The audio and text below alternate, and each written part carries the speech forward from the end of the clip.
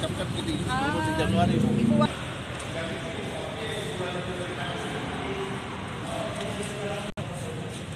Berarti itu stok teman bulan jadi kemarin. Aman dah menyambut Natal dan Tahun Baru. Biasanya agak banyak.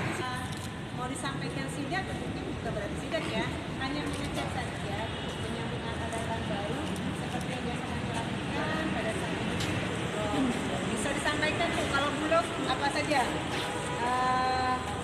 Gula, minyak, beras, yang utama komoditi beras. Komoditi beras. Ini dulu, es kampok yang di depan Novotel. Ke sana dulu, ya. Depan Novotel sana. Itu belok. Ini kopi juga yang banyak. Kopi kemarin ini.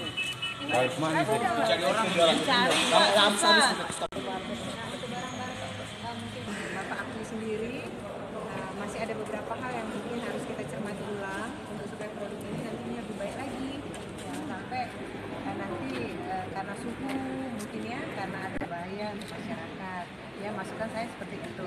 Pada intinya ini semua kita lakukan untuk menyikapi hari Natal dan juga Tahun Baru sama dengan kondisi-kondisi sebelumnya. Kalau memasuki hari-hari besar, kita ingin memastikan bahwa stok pangan di Kota Palembang relatif tercukupi, aman. Tadi kita sudah ke Bulog, kita tanyakan bagaimana dengan beras, bagaimana dengan gula, bagaimana dengan minyak, aman. Dan kita juga mendatangi salah satu distributor yang hari ini memang distributor khusus Nestle ya. Memang ada beberapa poin yang kita tambahkan untuk supaya nanti produk ini tetap aman.